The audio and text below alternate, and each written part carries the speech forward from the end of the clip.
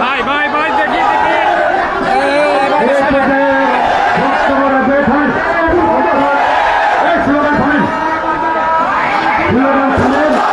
এখানেই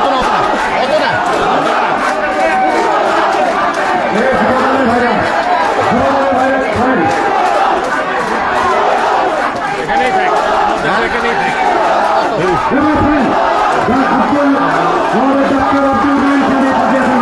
আচ্ছা দেন না, আমি আছি সাইডে।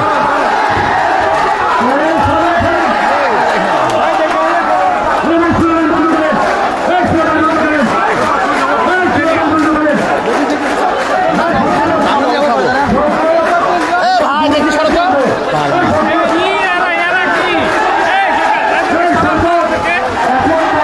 আরে এখানে হলে একটা সমস্যা কি এটা? পিছনে তো আছে এখন। আরে থামেন তো।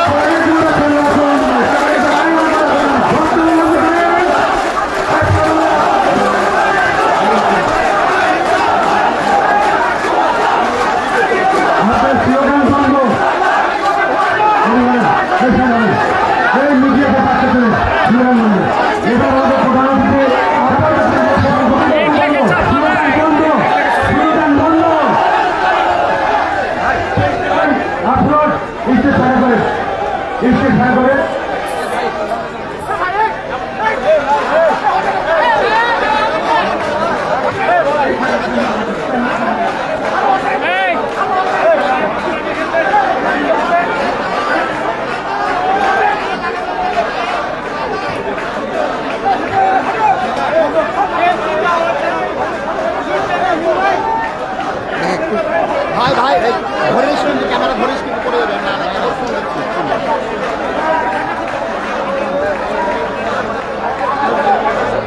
ভাই রাজশাহী ডিভিশন থেকে দিয়েছি ভাই। শোবেক ব্যাংকে দিতে বলো, ব্যাংকে দিতে বলো, শোবেক ব্যাংকে দিতে বলো।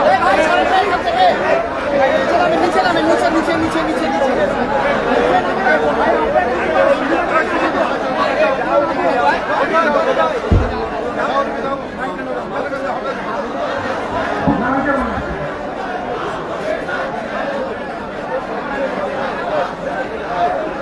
বিসমিল্লাহিররহমানিররহিম। এখানে কেউ কথা বলবেন না, কেউ কথা বলবেন না। এই সামনে দিয়ে, হ্যাঁ ভাই আপনি কে ভাই? ইয়া ভাই আছে মামুন ভাই আছে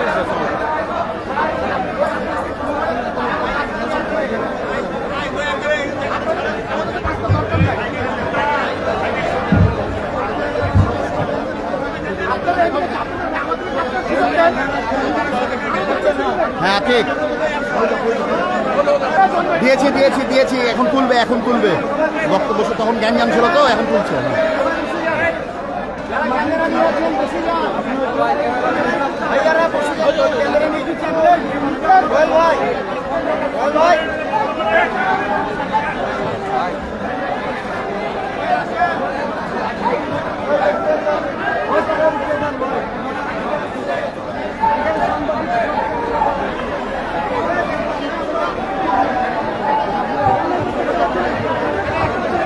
দিয়েছে বলে দিয়েছে।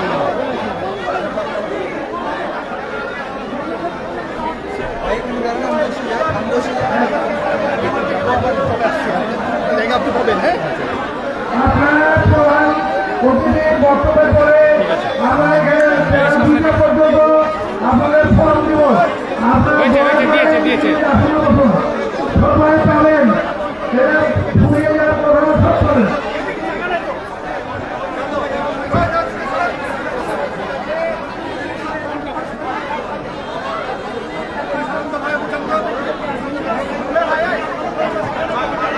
ইয়া ভাইয়ের তো নিয়ে আপ ভাই শুরু করুক শুরু করুক শুরু করুক। কেউ কথা বলবেন না। আমরা আজকে রাজশাহীতে এসেছি আমাদের ভারপ্রাপ্ত চেয়ারম্যান জনাব তারেক রহমান সাহেবের নির্দেশে আমাদের বিএনপির যে সদস্য নবায়ন এবং নতুন সদস্য রেজিস্ট্রেশন সেই উদ্দেশ্য নিয়ে আজকে আমরা রাজশাহীতে এসেছি। আপনাদের মনে রাখতে হবে, বিএনপি এমন একটি রাজনৈতিক দল যারা জনগণের সঙ্গে রাজনীতি করে। শহীদ প্রেসিডেন্ট জিয়া রহমান বলেছিলেন যে ব্যক্তির চেয়ে দল বড়, দলের চেয়ে দেশ বড়। এই দেশের সকল ক্ষমতার উৎস জনগণ। কাজে আমরা দীর্ঘ 15 বছর এই দেশে একটি স্বৈরাচারী সরকারের বিরুদ্ধে আন্দোলন করেছি।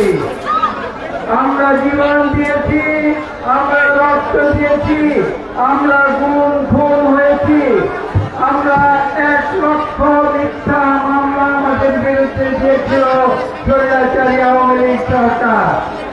আমাদের নেতা কর্মী দেশনেত্রী বেগম খালেদা জিয়া থেকে শুরু করে আমাদের ভারপ্রাপ্ত চেয়ারম্যান জনাব তারেক রহমান সাহেব থেকে শুরু করে আমাদের মহাসচিব থেকে শুরু করে আমাদের স্থায়ী কমিটির সদস্যদের থেকে শুরু করে আমাদের তৃণমূলের সকল নেতা কর্মী 60 লক্ষ নেতা কর্মীর বিরুদ্ধে মিথ্যা গায়েবী মামলা দেওয়া হয়েছিল। কিন্তু পরিণতিতে কি হয়েছে আপনারা দেখেছেন যে এই স্বৈরাচারী ফ্যাসিস্ট সরকার বাংলাদেশ থেকে পালিয়ে যেতে বাধ্য হয়েছে। কাজে আপনারা একটি কথা জানবেন যে অন্যায় কোনদিন টিকে থাকতে পারে না। হয়তো কিছু সময়ের জন্য তারা মানুষের উপরে জুলুম করে, নির্যাতন করে, অত্যাচার করে, কিন্তু যখন সময় আসবে তখন তাদের বিদায় নিতে হবে। আজকে শহীদ প্রেসিডেন্ট জিয়া রহমান যে আদর্শ নিয়ে বাংলাদেশ জাতীয়তাবাদী দল সৃষ্টি করেছিলেন, যে আদর্শ বাংলাদেশি জাতীয়তাবাদের আদর্শ সৃষ্টি করেছিলেন, সেই জিয়া রহমানের সৈনিক হিসাবে আজকে আমরা যে রাজনীতি করব সেই রাজনীতিতে শহীদ প্রেসিডেন্ট জিয়া রহমানের প্রতিফলন থাকতে হবে। তিনটি বিষয় আমি এখানে স্পষ্ট ভাষায় উল্লেখ করতে চাই। শহীদ প্রেসিডেন্ট জিয়া রহমানের যে রাজনীতি, তার 3টি বিষয়। একটি প্রথমটি আমি বলেছি জনগণ। তিনি দেশের মানুষের জন্য যে দেশপ্রেম, সেই দেশপ্রেমে উদ্বুদ্ধ হয়ে তিনি রাজনীতি করেছেন।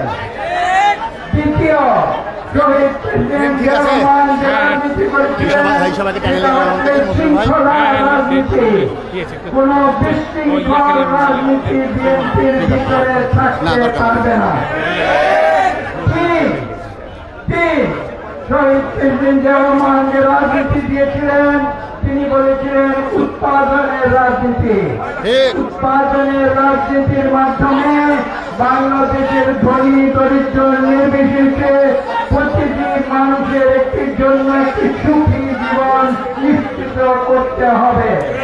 এই 3 আদর্শ নিয়ে শহীদ প্রেসিডেন্ট জিয়া রহমান রাজনীতি করেছিলেন এবং এই 3 রাজনীতি করার জন্য তার জীবন দিয়ে তিনি একটি আদর্শ রেখে গিয়েছিলেন। সেই আদর্শের নাম কি? সেই আদর্শের নাম হচ্ছে সততা। এই সততা দিয়ে শহীদ প্রেসিডেন্ট জিয়া রহমান বাংলাদেশি জাতিকে তিনি নতুন ভাবে পুনরায় গণতন্ত্রের পথে ফিরিয়ে নিয়ে এসেছিলেন। কাজে আজকে আমরা দেখেছিলাম ৭১-এর স্বাধীনতার পরে একটি রাজনৈতিক দল বাংলাদেশে একদলীয় শাসন কায়েম করেছিল। পরবর্তীতে ৭ই নভেম্বর সিপাহী জনতার বিপ্লবের মাধ্যমে পরবর্তীতে দেশের মানুষ স্বাধীনতার ঘোষক শহীদ প্রেসিডেন্ট জিয়া রহমানকে যখন পুনরায় বাংলাদেশ পরিচালনার দায়িত্ব দেয়, তখন তিনি মাত্র ৩.৫ বছরের ব্যবধানে বাংলাদেশকে বিশ্বের বুকে পুনরায় একটি সম্মানজনক জাতি হিসেবে প্রতিষ্ঠিত করেছিলেন। বাংলাদেশে বহুদলীয় গণতন্ত্র ফিরিয়ে এনেছিলেন। তৎপরবর্তীতে আপনারা দেখেছেন যখন 80 দশকে দীর্ঘ 9 বছর সামরিক শাসন কায়েম করা হয়েছিল, আমাদের দেশ নেত্রী বেগম খালেদা জিয়া তখন রাজপথে প্রতিবাদ করে সেই সামরিক শাসনকে তিনি বাংলাদেশ থেকে বিতাড়িত করেছিলেন এবং পরবর্তীতে এদেশে পার্লামেন্টারি গণতন্ত্র পুনরায় প্রতিষ্ঠিত করেছিলেন। পরবর্তীতে আপনারা দেখেছেন 2000 থেকে 2024 দীর্ঘ 16 বছর এখানে শেষ পর্যায়ে এসে আমাদের ভারপ্রাপ্ত চেয়ারম্যান তিনি দায়িত্ব নিয়েছিলেন যখন আমাদের দেশ নেত্রী বেগম খালেদা জিয়ার উপরে মিথ্যা মামলা দিয়ে তাকে কারারুদ্ধ করেছিল এই স্বৈরাচারী সরকার। তখন দায়িত্ব গ্রহণ করার পর থেকে 2024 জুলাই পর্যন্ত এবং আজকে 2025 জুলাই পর্যন্ত এই জাতীয়তাবাদী দলকে দিক নির্দেশনা দিয়ে আন্দোলনে তিনি নেতৃত্ব দিয়ে তিনি বাংলাদেশে যে ছাত্র জনতা যে বিপ্লব হয়েছে সেখানে আমাদের নির্দেশ দিয়ে সেই আন্দোলনকে সফল নেতৃত্ব দিয়েছে এবং সেই নেতৃত্বের ফলশ্রুতিতে আজকে বাংলাদেশে একটি অন্তর্বর্তীকালীন সরকার প্রতিষ্ঠিত হয়েছে। সেই অন্তর্বর্তীকালীন সরকারের মূল দায়িত্ব কি? মূল দায়িত্ব হচ্ছে বাংলাদেশের গণতন্ত্র পুনরায় ফিরিয়ে আনা। যে গণতন্ত্রকে আওয়ামী লীগ সরকার প্রথমে একবার 1975 সালে বাকশাল 1 কায়েম করেছিল এবং পরবর্তীতে 2006 থেকে 2024 পর্যন্ত এদেশে পুনরায় বাকশাল 2 তারা কায়েম করেছিল এবং সেই বাকশালী শাসন থেকে এই দেশকে মুক্ত করে এই দেশে পুনরায় গণতন্ত্র প্রতিষ্ঠা করার দায়িত্ব যেটা বাংলাদেশের 18 কোটি মানুষ এই অন্তর্বর্তীকালীন সরকারকে দিয়েছে। আমরা বিনীতভাবে বলবো দেশের মানুষ আপনাদের উপরে আস্থা রেখেছে, আপনারা যত দ্রুত সম্ভব তাদের সেই আস্থার প্রতিদান প্রদান করুন। যত দ্রুত সম্ভব একটি সুস্থ নিরপেক্ষ নির্বাচনের মাধ্যমে বাংলাদেশের মানুষের প্রাণের আকুতি গণতন্ত্রকে তাদের হাতে ফিরিয়ে দিন।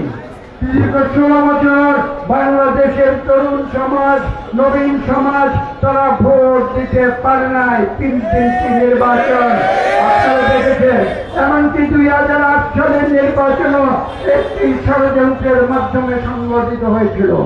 কাজে আজকে বাংলাদেশের তরুণ সমাজ ভোট দেওয়ার জন্য উন্মুখ হয়ে গেছে, বাংলাদেশের প্রবীণ সমাজ তারা ভোট দেওয়ার জন্য উন্মুখ হয়ে রয়েছে। কাজে আগামীতে বাংলাদেশের যে 12 কোটি ভোটার রয়েছে তাদের ভোটের অধিকার নিশ্চিত করার জন্য আমরা দীর্ঘ 16 বছর সংগ্রাম করেছি। এই সরকার যারা এসেছে জনগণ তাদেরকে এই গুরুদায়িত্ব দিয়েছে যে দেশে একটি সুষ্ঠু নিরপেক্ষ নির্বাচন করে তারা বাংলাদেশকে পুনরায় গণতন্ত্রের পথে ফিরিয়ে আনবে। আমরা জানি এখানে সংস্কারের প্রয়োজন রয়েছে, আমরা জানি দেশে ন্যায় বিচারের প্রয়োজন রয়েছে, কিন্তু প্রশ্ন হচ্ছে এই সংস্কার এবং বিচার দুটোই কিন্তু একটি চলমান প্রক্রিয়া। এটা এরকম নয় যে আমরা সংস্কার আজকে করেছিলাম সব সংস্কার শেষ হয়ে গেল, আমরা সুবিচার আজকে করেছিলাম সব সুবিচার শেষ হয়ে গেল। এই প্রক্রিয়া সংস্কার প্রক্রিয়া বিচার প্রক্রিয়া এরকম নয়। আমি আপনাদের মনে করিয়ে দিতে চাই বিগত স্বৈরাচারী সরকার বলতো যে আগে উন্নয়ন পরে গণতন্ত্র, মনে আছে আপনাদের? এটা ছিল ভুয়া কথা। আজকে কারোর মুখে আমরা এটা শুনতে চাই না যে আগে সংস্কার হবে, আগে বিচার হবে, পরে গণতন্ত্র হবে, পরে নির্বাচন হবে। এই কথা আমরা আজকে অন্তর্বর্তীকালীন সরকারের মুখে শুনতে চাই। কাজে আমি আপনাদের কাছে বক্তব্য দীর্ঘ করব না। আমি যে কথা বলেছি 3টি জিনিস শহীদ প্রেসিডেন্ট জিয়াউর রহমানের দেশপ্রেম, শৃঙ্খলা এবং উৎপাদনের রাজনীতি এবং এই 3 নীতির বাস্তবায়নের জন্য যে সততা, সেই সততা আপনারা অবলম্বন করবেন, তাহলে শহীদ প্রেসিডেন্ট জিয়ার প্রতি আমরা সঠিক শ্রদ্ধা প্রদর্শন করব। স্লোগানের প্রয়োজন আছে, যখন সময় আসবে তখন আমরা স্লোগান দেব। যখন আমরা আদর্শ নিয়ে কাজ করব, তখন আদর্শের জন্য কাজ করতে হবে। যখন আমরা ন্যায় নীতির জন্য কাজ করব, তখন ন্যায় নীতির জন্য কাজ করতে হবে। যখন রাস্তায় নামার প্রয়োজন হয়, তখন আমরা রাজপথে নামব। কিন্তু আপনাদের খেয়াল রাখতে হবে, শৃঙ্খলা বজায় রেখে আমাদের প্রতিটি দায়িত্ব সঠিকভাবে পালন না করলে আমাদের বিএনপির প্রতিষ্ঠাতা সভাপতি শহীদ প্রেসিডেন্ট জিয়া রহমানের প্রতি কিন্তু আমরা সঠিক শ্রদ্ধা প্রদর্শন করতে পারব না। আসুন, আমি বক্তব্য দীর্ঘ করব না, এখন বক্তব্য দেওয়ার সময় নয়। এখন সময় হচ্ছে যে আমরা শৃঙ্খলভাবে একটি পরিবেশ পরিস্থিতি বাংলাদেশে সৃষ্টি করব, সেখানে সুষ্ঠু নিরপেক্ষ নির্বাচন হবে। আমাদের ধৈর্য রাখতে হবে। আমরা 16 বছর ধৈর্য রেখেছি, আমরা আগামী কয়েক মাস আমরা ধৈর্য রাখবো। আমরা নিয়মের বাইরে যাব না, আমরা শৃঙ্খলার বাইরে যাব না। আমরা কারো উপরে জোর করে কোনো কিছু চাপিয়ে দেব না, কেননা সেটা গণতন্ত্র নয়, সেটা স্বৈরাচার। সেই স্বৈরাচারের রাজনীতিতে বিএনপি বিশ্বাস করে না। বিএনপি বিশ্বাস করে আইনের শাসনে, এবং সেই আইনের শাসনের পদ্ধতিতে, নিয়ম নীতির পদ্ধতিতে, শৃঙ্খলার মাধ্যমে বাংলাদেশের ভোটারদের আমরা সুষ্ঠু নিরপেক্ষ ভোট দেওয়ার জন্য আমরা সচল প্রহরী হিসাবে আমরা আগামী কয়েক মাস কাজ করে যাব। এবং আপনারা খেয়াল রাখবেন, কেউ যেন আপনাদের উপরে কোন রকমের আঙুল তুলতে না পারে, এরকম কোন আচরণ যেন আমরা না করি। আমরা ইনশাআল্লাহ জনগণের শক্তিতে বিশ্বাস করি, আমরা মানুষের ভোটে বিশ্বাস করি, আমরা গণতন্ত্রে বিশ্বাস করি। ইনশাআল্লাহ যার যত রকমের ষড়যন্ত্র করুক না কেন, বাংলাদেশের মানুষের উপরে আমাদের আস্থা আছে। যে যাই কিছু করুক না কেন, ইনশাআল্লাহ এই বিশ্বাস আগামী নির্বাচনে জনগণ আমাদের তাদের প্রতিনিধিত্ব করার সুযোগ দেবে। এবং আমরা যখন সেই সুযোগ পাব, মহান আল্লাহ তাআলার রহমতে যদি আমরা সরকার গঠন করতে পারি, আমাদের নেতা লন্ডন থেকে ঢাকা ফিরে এসে তখন দায়িত্ব গ্রহণ করবেন ইনশাআল্লাহ। এবং আমাদের দেশ নেত্রী বেগম খালেদা জিয়ার দিক নির্দেশনায় আমরা এই দেশকে যখন আমরা নতুন করে আবার নতুন বাংলাদেশ হিসেবে গড়ে তুলব, তখন আপনারা ধৈর্য ধরুন। তখন ইনশাআল্লাহ সেই সরকার দল মত নির্বিশেষে বাংলাদেশের প্রতিটি নাগরিককে মূল্যায়ন করবে, এই আশ্বাস ইনশাআল্লাহ আমি দিতে পারি। কাজেই আপনাদের প্রতি যেটা বলেছি, ধৈর্য হার হবেন না। মহান আল্লাহ তাআলা বলেছেন যে তোমরা ধৈর্য ধারণ করো। কোরআন শরীফে কথা আছে, তোমরা ধৈর্য ধারণ করো। তাহলে আমরা 16 বছর ধৈর্য ধারণ করেছি, আগামী কয়েক মাস আমরা ধৈর্য ধারণ করব। আমি সবশেষে যে কথাটি বলতে চাই সেটা হচ্ছে এই যে আপনারা এই রাজশাহীর মানুষ, রাজশাহী শহরের মানুষ, আপনারা জানেন আজকে থেকে 30 বছর আগে, প্রায় 35 বছর আগে আমি যখন পরিকল্পনা মন্ত্রণালয়ে ছিলাম, তখন আমি রাজশাহীর উন্নয়নের জন্য বিশেষ অনুদান পরিকল্পনা মন্ত্রণালয় থেকে দিয়েছিলাম, যার ফলশ্রুতিতে আধুনিক রাজশাহী শহরের যে মূল পরিকল্পনা তখন সেটা করা হয়েছিল। আগামী দিনে যদি মহান আল্লাহ তাআলা আমাদের পূর্ণ সুযোগ দেয়, আপনারা জানেন আজকে নতুন প্রজন্মের যুগ, আমরা পুরনো প্রজন্মের মানুষ, তাতে কোনো অসুবিধা নাই। আমাদের যদি ভবিষ্যতে কোনো সুযোগ আছে, ইনশাআল্লাহ এই রাজশাহী শহরকে আমরা বৃহত্তম শহরে পরিণত করব। এখানে বিভিন্ন ধরনের উন্নয়নমূলক, যে সব সমাজ সেবামূলক এবং মানুষের সেবামূলক প্রতিষ্ঠান হসপিটাল বলুন, ক্যান্সার হসপিটাল বলুন, সাধারণ হসপিটাল বলুন, স্কুল বলুন, কলেজ বলুন, বিশ্ববিদ্যালয় বলুন, এখানে যেসব প্রতিষ্ঠানগুলো ইতিমধ্যে রয়েছে সেগুলোকে নতুন করে আমরা গড়ে তুলব। যেসব প্রতিষ্ঠান নাই রাজশাহীতে, ইনশাআল্লাহ আমরা নতুন করে সেই সব প্রতিষ্ঠা করবো ইনশাআল্লাহ। তাহলে আপনারা, আমি যে কথা বলেছি, বিএনপি একটি ভিন্ন ধর্মী রাজনৈতিক দল। আমরা অনেক রাজনৈতিক দল বাংলাদেশে দেখেছি, পথভ্রষ্ট রাজনৈতিক দল দেখেছি। কে পথভ্রষ্ট রাজনৈতিক দল বলুন দেখে?